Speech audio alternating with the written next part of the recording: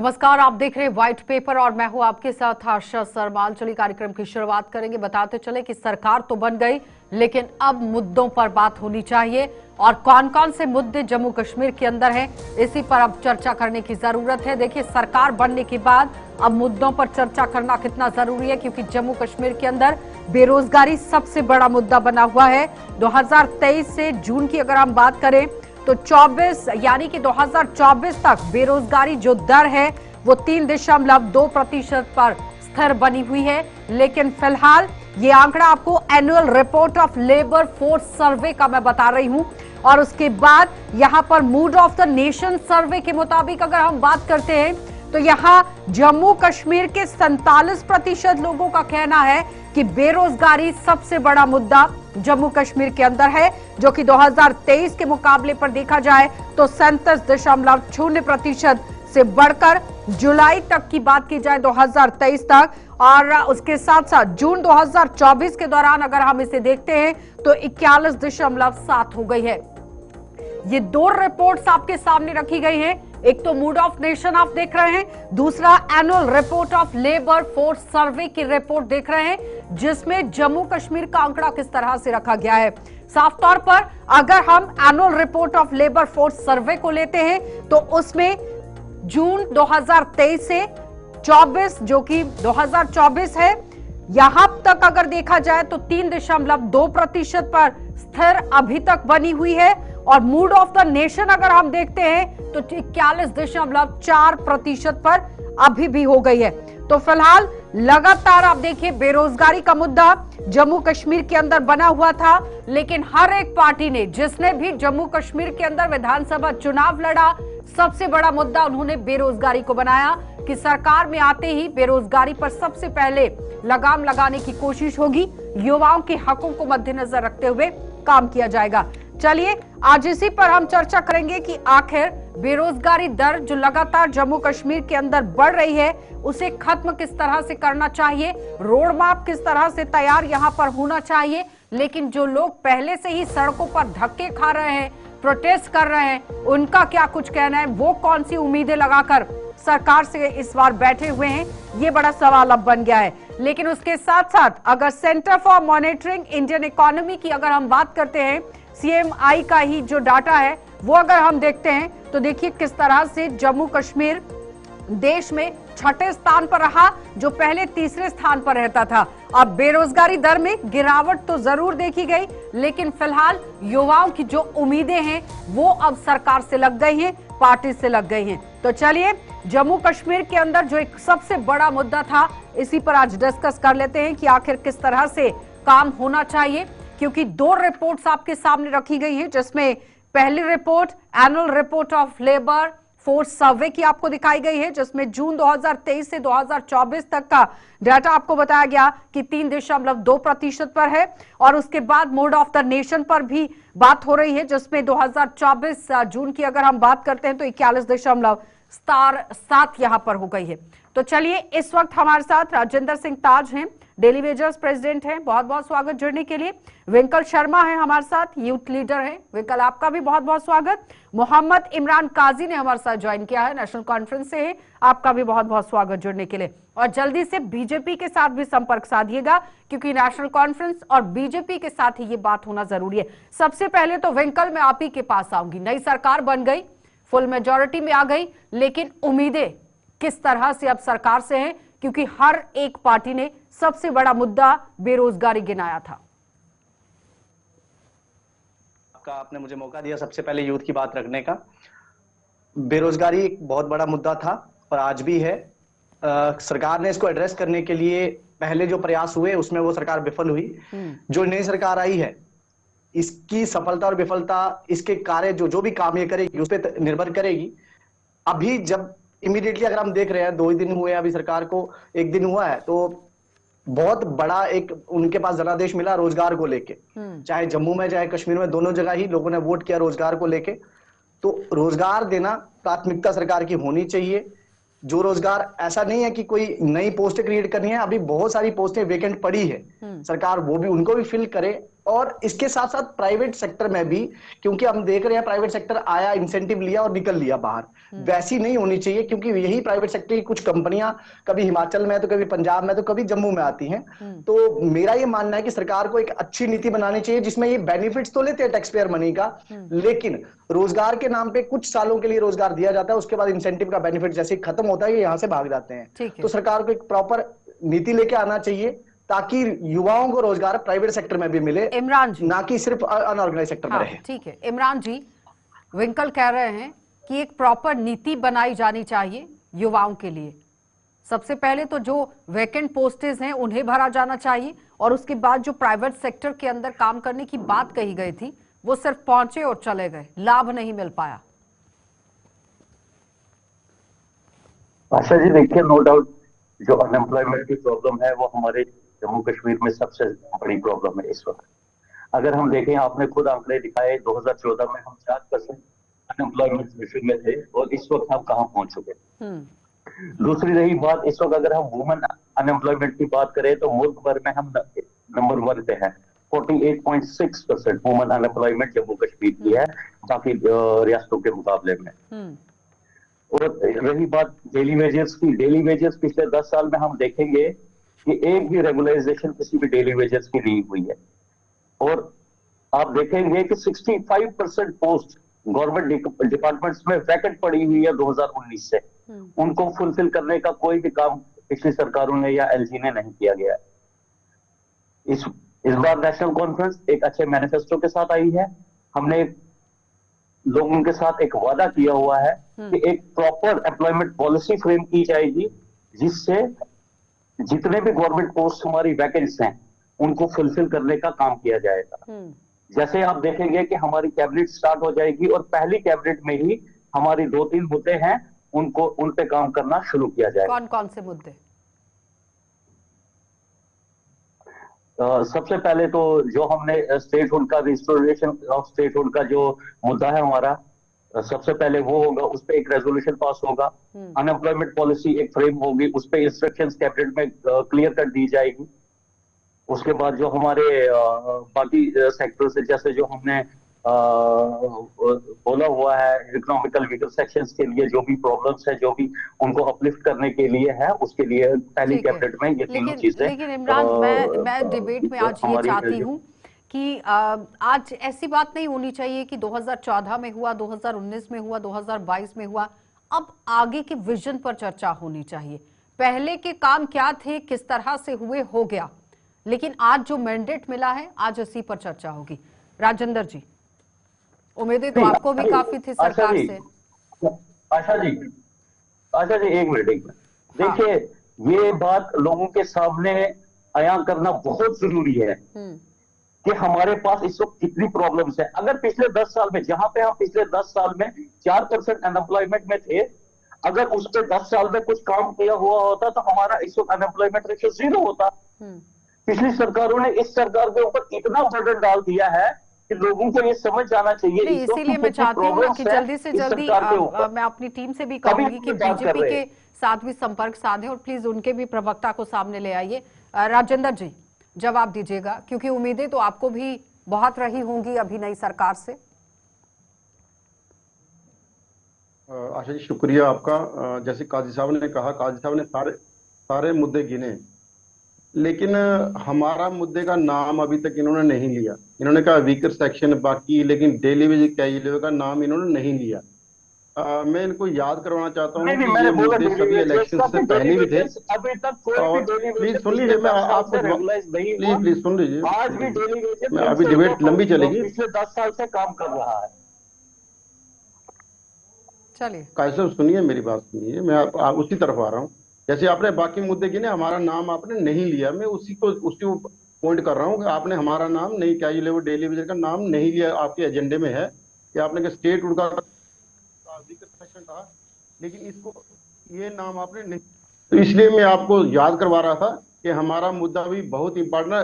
आपकी पार्टी हो या वो अदर पॉलिटिकल पार्टियां, हर एक पॉलिटिकल पार्टी ने ये कहा कि ये मुद्दा जो है ये रीढ़ की हड्डी लोग हैं, हम लोग ही निजाम चला रहे हैं, चाहे वो 60,000 है, चाहे 22,000 जम्मू में PhD का है, 10,000 कश्मीर में है। अगर आज आप लोग सभी जो जितने पैनल में बैठे हुए हैं, पानी साफ स्वच्छ कोई पी रहा है तो क्या ये लेवल डेली वेज पीएचई का ही पिलवा रहा है, चाहे वो क्या 9,000 का पैसे लेके शोषण अपना करवा रहा है, लेकिन लोगों को पानी 2 टाइम या 3 टाइम की सप्लाई वो बराबर दे रहा है। दूसरा, आपने ये कहा कि 10 साल का गैप, 10 साल का गैप इलेक्शन से पहले ये सारे मुद्दे थे और आपने ये वादे भी किए थे। हमारा मुद्दा भी, जैसे उमर साहब ने बड़ी स्पीचों में ये कहा कि हम लोग आते ही ये कैबिनेट में ये इनका मसला हल करेंगे। मैं आपको 2014 की बात बताऊं, कैबिनेट सब कमेटी बनी थी, उस कमेटी के चेयरमैन राठौर साहब थे और श्यामला शर्मा जी जो अभी बीजेपी में पीएचई के मंत्री थे। कैबिनेट सब कमेटी की रिपोर्ट फाइनल थी, सिर्फ उसको कैबिनेट में जाना था। अगर कैबिनेट अब नई कैबिनेट होती है, उसी रिपोर्ट को इम्प्लीमेंट किया जाए तो हम लोग जो 33,000 पीएचई का और बाकी लोगों को अगर 60,000 या कम रहेंगे, इन सब लोगों को बेनिफिट मिल जाएगा। हमारे लिए नई पोस्टें क्रिएट करने की जरूरत नहीं है, हम ऑलरेडी किसी ना किसी पोस्ट पे काम कर रहे हैं। लेकिन हमें सर्वेक्षण की जो वार्षिक रिपोर्ट थी वो तो मैंने आपके सामने रखी। बीजेपी ने हमें जवाब दीजिए इमरान जी। आप लोग, वो कह रहे हैं कि जो फाइल बनी हुई है ऑलरेडी पहले से तैयार है, उस पर सिग्नेचर बाकी है, वहीं से काम कंटिन्यू होना चाहिए। देखिए, नो डाउट जो अभी हमारे प्रवक्ता ने बोला, रिप्रेजेंट कर रहे हैं डेली वेजेस को। मैंने शायद आपने सुना नहीं, मैंने डेली वेजेस का नाम सबसे पहले लिया कि डेली वेजेस को पिछले 10 साल से कोई भी रेगुलाइजेशन नहीं की। जहां तक रही बात जो जिसके चेयरपर्सन रहीम राठौर साहब थे, फाइनेंस मिनिस्टर, उस टाइम पे कैबिनेट में फाइल गई थी। अगर आप लोगों को बड़े अच्छे तरीके से याद होगा, वो सारी प्रॉब्लम्स तब आई जब कश्मीर में फ्लड आया और सारी जो एडमिनिस्ट्रेटिव वो थी वो सारी डाइवर्ट होके कश्मीर को रिहेबिलिटेट करने में उस वक्त लग गई। उस वजह से वो फाइल उस वक्त मिल गई थी। और इस वक्त भी हमने वादा किया है, उमर साहब ने खुद बोला है हर जगह कि डेली वेजेस का मुद्दा सबसे पहले लिया जाएगा। जब हमें मौका मिलेगा, जैसे हमें मौका मिलेगा, regularisation of the daily wages will be the priority of National Conference. Rajendra ji, Qazi साहब को टाइम फ्रेम है इसका, जब मौका मिलेगा? ये तो लंबी बात हो जाती है, करेंगे लेकिन टाइम नहीं बताएंगे। टाइम होना चाहिए, इसका टाइम बाउंड होना चाहिए। अगर ये सारा मसौदा तैयार है तो इसको पहले कैबिनेट में क्यों नहीं रखा जाए? अगर ये 60,000 लोग हैं, 30-32,000 पीएचई का या बाकी डिपार्टमेंट 47 डिपार्टमेंट लोग हैं, अगर वही लोग डिपार्टमेंट चला रहे हैं, इस निजाम को चला रहे हैं, तो उनको पहले क्यों नहीं मिलनी चाहिए? अगर आपको अच्छा निजाम चलाना है, उन लोगों को क्यों नहीं, जो कोविड में काम करते हैं, जो बर्फबारी में काम करते हैं, जम्मू की 45 डिग्री टेम्परेचर में काम करते हैं, उनका पहला हक क्यों नहीं होना चाहिए? एसेंशियल सर्विस में वो लोग हैं। अगर लोगों को एक दिन पानी ना मिले, एक दिन नहीं, एक टाइम की बात करूं, तो लोग सभी लोग उठ कह रहे हैं कि टाइम फ्रेम होना चाहिए, टाइम बाउंड भी होना चाहिए, समय सीमा पता होनी चाहिए कि कब तक ये काम होगा। क्योंकि अब पिछली सरकारों पर भी ठीकरा फोड़ना सही नहीं है, क्योंकि ये डेली वेजर्स का मुद्दा, इमरान जी, अगर आप जानते होंगे तो आपको ये पता होना चाहिए कि 30 साल से भी ऊपर का समय हो गया है और 30 सालों में कितनी सरकारें आई, कितनी चली गई, उसमें आपका भी नाम आ जाएगा। नहीं, समझ रहे हैं? आपको सबसे पहले अब ये देखिए अच्छा जी देखिए, नहीं, पहले सवाल सुन लीजिए ना, फिर दोनों का जवाब इकट्ठे दे दीजिएगा। नहीं, मैं आ रहा हूं, आप सुनिए मेरी बात, मैं समझ गया आप क्या कहना चाहते हैं। नेशनल कॉन्फ्रेंस ही वाहिद ये जमात थी जिसने सबसे पहले डेली वेजेस को अपॉइंट करने का काम शुरू किया था। सिमिलरली जैसे हमने रहबरे तालीम, बाकी उनमें रहबरे खेल, रहबरे ज़राअत उसमें किया था, उनको रेगुलाइजेशन करने का काम भी नेशनल कॉन्फ्रेंस ने उसके बाद किया। नेशनल कॉन्फ्रेंस पावर में नहीं रही तो रहबरे खेल आज किस तरह से प्रदर्शन कर रहा है ये जानते हैं। इस वक्त टीचर्स का क्या मुद्दा है वो आप जानते हैं। मैं इनको सिर्फ बिंकल समझाइएगा सर। जी, जैसे ये कह रहे हैं कि हमने जो है डेली वेजर्स को लगाया भी, उसके बाद कई जो है उनको एक स्ट्रीमलाइन करने की कोशिश करी है। मैं जहां तक मैं जानता हूं, स्ट्रीमलाइन का अगर मतलब ये है कि हमने नए डेली वेजर्स लगाए, हमने कंट्रेक्चुअलाइजेशन किया, तो ये बहुत ही गलत स्टेप था। इसके लिए तो माफी मांगनी चाहिए, क्योंकि उसके बाद की सरकारों ने भी यही किया है।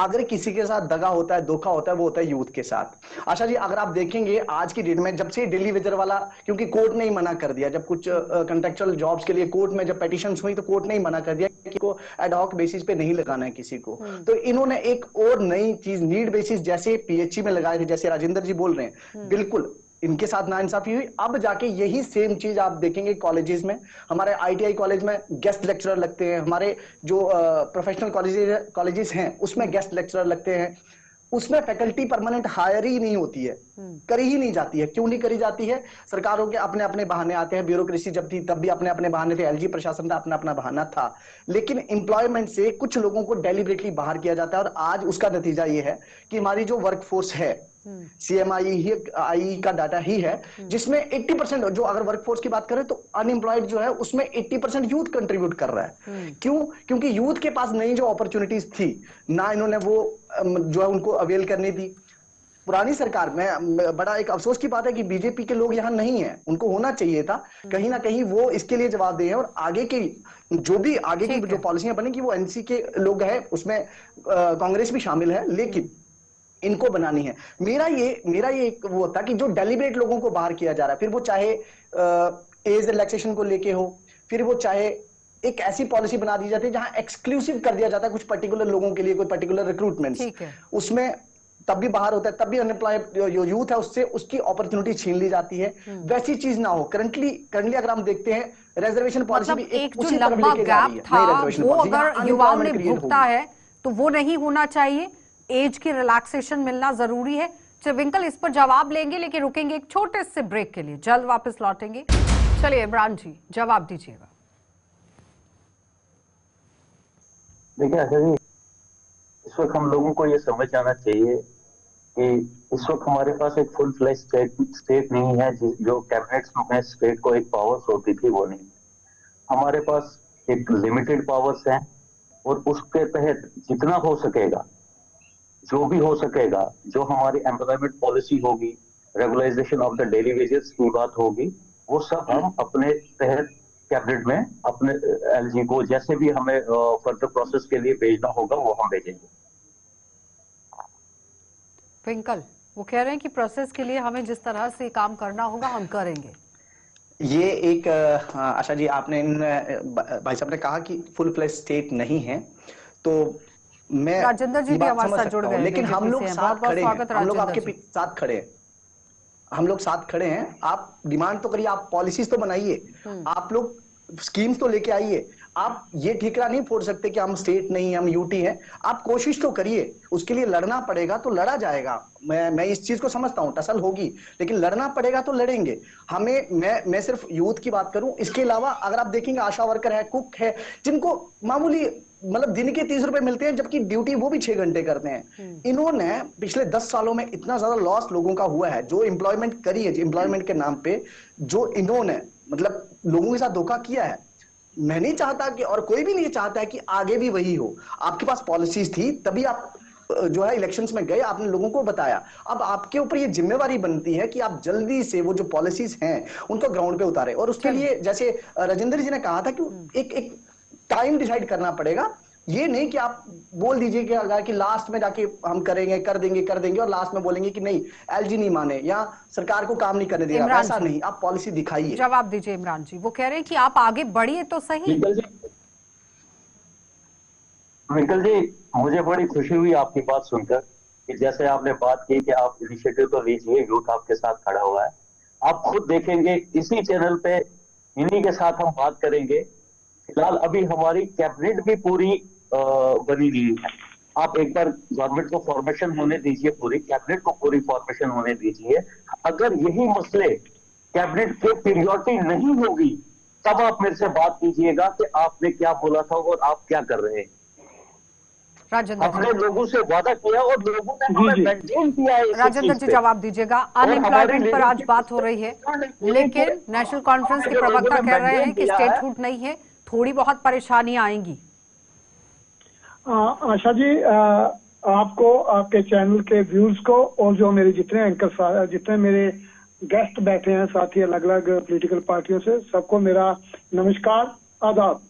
कहीं नेटवर्क आज प्रॉब्लम है, मैं जुड़ नहीं पाया, तो इसलिए मैं पैच अपने मोबाइल अब आप मुद्दे पर आ जाइए राजेंद्र जी, समय कम है, 10 मिनट का समय रह गया है। हाँ जी, मैं सिर्फ इतना कहना चाहता हूँ कि स्टेटहुड जिस दिन हमने इलेक्शन लड़े उस दिन स्टेट अपने ये यूटी थी, स्टेट नहीं थी। हमने यूटी में रह के सब लोगों ने इलेक्शन लड़े।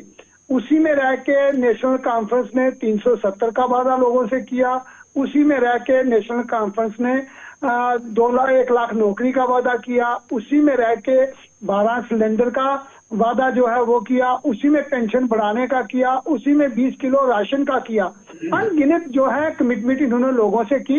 मैं कह रहा हूँ अच्छी बात है, लोगों की वेलफेयर के लिए अगर कोई कमिटमेंट की जाती है, मगर सरकार का कर्तव्य बनता है कि जैसे ही वो सरकार में आए पहली मीटिंग में ही उन कामों की तरफ जो है अपना ध्यान दिया जाए। मैं आज कोई सरकार पे एलिगेशन भी नहीं लगा रहा कि ये कोई वहां से टिट्स बिट्स करेंगे, मगर जो इनके प्रवक्ता साथी बैठते हैं वो आसान से रास्ते ढूंढने की कोशिश करते हैं। मैं कह रहा हूँ कि इनको अब आसान रास्ते नहीं, अब डेवलपमेंट का काम करके जो लोगों से कमिटमेंट की है वो पूरी करके जो है वो बात चलेगी। ऐसे नहीं चलेगा, जद्दोजहद करने की नहीं है, जरूरत है, यूटी इस है, तरह से जो है उसी कानून के तहत जो है वो काम करना पड़ेगा। ठीक है राजेंद्र जी, वो कह रहे हैं जो मुद्दे गिनाए गए थे देखिए, अब उस मुझे पर काम उम्मीद है करने की जो बारी है। मुझे उम्मीद है जो हमने वादे किए हैं जिस वक्त हम उस पर काम करना शुरू करेंगे, जब हमारी गवर्नमेंट की पूरी फॉर्मेशन होगी, तो हम ये भाजपा के जितने भी हमारे लोग हैं वो इन मुद्दों पे हमारे साथ होंगे, क्योंकि ये जितने भी मुद्दे हैं ये लोगों की भलाई के लिए है। और राजेंद्र मुझे जी, उम्मीद है ये तंज कसने से अच्छा है ये हमें इसमें सपोर्ट करें कि जैसे जी, मुझे जो भी ताज आप जी, initiative नहीं assembly मैं में राजेंद्र, लाएंगे, दोनों तो राजेंद्र हर बैठे हुए initiative का हैं। support राजेंद्र करेंगे। ताज जी जवाब दीजिएगा। वो कह रहे हैं कि अगर आप लोग साथ में चलते हैं सरकार के तो फिर जद्दोजहद भी होगी और काम पर फोकस भी किया जाएगा। मैडम, हम एसेंशियल सर्विस वाले हैं, हम 24 घंटे सरकार के साथ हैं। अगर हम पानी देते हैं तो सरकार का कोई भी ऑफिसर जो पीएम से लेके चीफ मिनिस्टर साहब तक पानी का इस्तेमाल करते हैं। सुबह उठते ही शाम तक, रात सोने तक पानी का इस्तेमाल किया जाता है।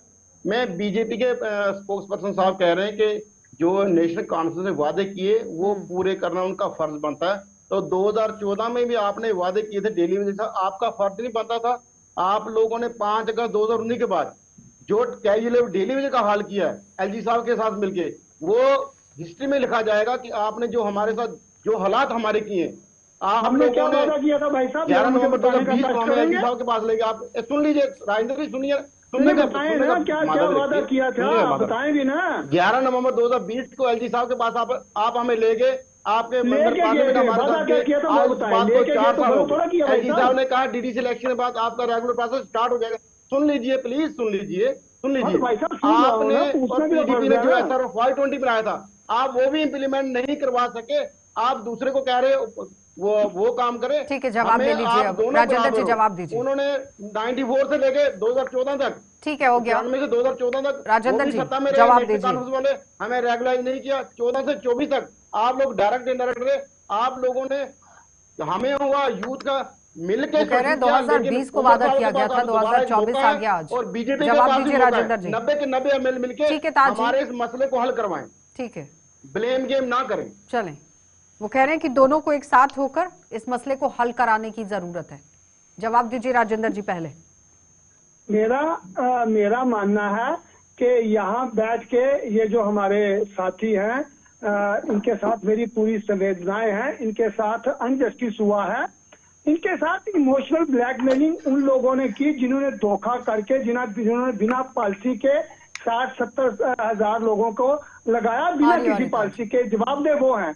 हमें एक छोटा सा टाइम मिला, उसके साथ हम इनको 1 बार 2 बार एलजी साहब के पास ले गए, नहीं बात मान पाई, वो एक अलग जवाब इशू दीजिए है। ताज जी। वो कह रहे हैं कि 1-2 बार आपको लेकर गए, बात नहीं बन पाई, लेकिन काम तो किया गया। विकल मैं आपके पास भी आ रही हूँ, 1 सेकंड जल्दी से जवाब दीजिएगा ताज जी, क्योंकि समय कम रह गया है। मैडम मेरी बात सुनिए, जैसे राजेंद्र गुप्ता जी कह रहे हैं बीमार को मेडिसिन चाहिए, बीमार को डॉक्टर के पास ले आके वापस घर ले जाना, बीमार का ट्रीटमेंट किया जाता है, ना कि उसको हमने आपको डॉक्टर के पास लाया, आपका काम खत्म हो गया। आप चाहते अगर मारा ठीक है, प्लीज इस तरह से नहीं, बहुत गंभीर मुद्दा है ये। ताज जी ठीक है, हो गया। राजेंद्र जी आपका भी ठीक है, हो गया। विंकल, इनको टाइम मिला था, उसमें अगर ये पॉलिसी नहीं बना पाए हैं तो टेक्निकली आप ये कह सकते हैं कि इन्होंने पूरा इस्तेमाल किया है डेली वेजर्स को, उनके साथ सिंपैथी दिखा के। लाठीचार्ज तो इनके टाइम पे हुआ, तब कितना कंडेम किया और एलजी के खिलाफ क्या एक्शन हुआ, किसने शिकायत करी, लाठीचार्ज भी हुआ इनके प्रोटेस्ट के ऊपर, ऐसा नहीं है कि नहीं हुआ। और ये जो कहा जा रहा है कि हमें थोड़ा सा टाइम मिला, और कितना टाइम मिलता, आप वो वाली उस वाली पॉलिसी के साथ चले हो कि मेरा नहीं हुआ तो किसी का नहीं होगा। आपने सत्यानाश करके छोड़ दिया है एम्प्लॉयमेंट का। आपकी हालत देख लो, आपके टाइम पे पेपर लीक्स, आपके टाइम पे ऐसी पॉलिसीज लाई गई आपने जिसमें एम्प्लॉयमेंट मिले ही ना। तो अब आप कह रहे हो कि राजेंद्र जी मेरी जवाब संवेदना है, दीजिएगा। आपने जो 10 साल मिले हैं उसमें आपने क्या क्या किया, कम से कम ये तो देखो, लास्ट में मुझे इमरान मंथन जी के करो पास उसका। जाना है। जल्दी से उसके लिए आपको जवाब opposition दीजिए में बिठाया राजेंद्र जी। लोगों ने। मैं ये कह रहा हूँ, यहाँ पे ब्लेम काउंटर ब्लेम की बात नहीं है। एक नई सरकार यहाँ पे इलेक्टेड गवर्नमेंट बनी है, ये वादे करके आई है 70,000 पिछले लोगों को परमानेंट करना जो उनके पाप हैं, जो उन्होंने करे थे। चलिए उनको इमरान जी, permanent करना, बॉल आपके और कोर्ट 1 में आ लाख गई है, लोगों जवाब को दीजिए नई जल्दी से। नौकरियां वो जो कह है, रहे हैं कि जो वो सरकार अब देने। चुनकर आई है दावे कर आई है, अब उनकी बारी। काम करते हैं, आपकी भाषा गलत है। हर एक बीजेपी के लीडर ये कहता है हम पाप है, हम पाप नहीं है। आपको साफ स्वच्छ पानी दिलवा रहे हैं और प्रधानमंत्री आपको ठीक है राजेंद्र जी, आपको बात सुननी चाहिए इमरान भाई जी साहब, जवाब पानी दीजिए। दिलवा रहे हैं ताज तो जी ठीक है, एहसान हो नहीं गया, कर रहे। प्लीज इस तरह बात से नहीं, सुनने खत्म के करना पाप है। उन्होंने किया लगा इमरान के। जी जवाब दीजिए। पाप आपने नहीं किया, पाप उन्होंने किया। आप सुनने की भी आप कैपेसिटी पैदा करें ना। जब सेवाएं ले रहे हैं तब आपको पाप नहीं दिख रहा है, जब नहीं, सेवाएं ले हमने रहे नहीं हैं तब कहा पाप आप नहीं है। पाप कर रहे हैं। बात सुनो, सेवाएं ले रहे हो, कोई सरकार एहसान में नहीं कर रहते रहे। हो, भाजपा की तो आपको सरकार मर्जी में थी रही, तो आप आपने भी तो 500 रुपए सरकार में में लगे थे सेवाएं भाई ली हैं। साहब। चलिए बहुत बहुत ये धन्यवाद देखो। विंकल जुड़ने के लिए, राजेंद्र जी आपका भी धन्यवाद, ताज जी आपका भी, और इमरान आपका भी जुड़ने के लिए। तो फिलहाल नई सरकार से अब उम्मीदें हैं, और साथ ही साथ आप देखिए किस तरह से आरोप और प्रत्यारोप तो चल ही रहे हैं, लेकिन एक रोड मैप तैयार करने की जरूरत है कि किस तरह से एक लंबे गैप को, एक बड़ी खाई को भरा जाए, क्योंकि युवा काफी परेशान है, जिस पर अब काम करने की बारी है। आप देखते रहिए कार्यक्रम।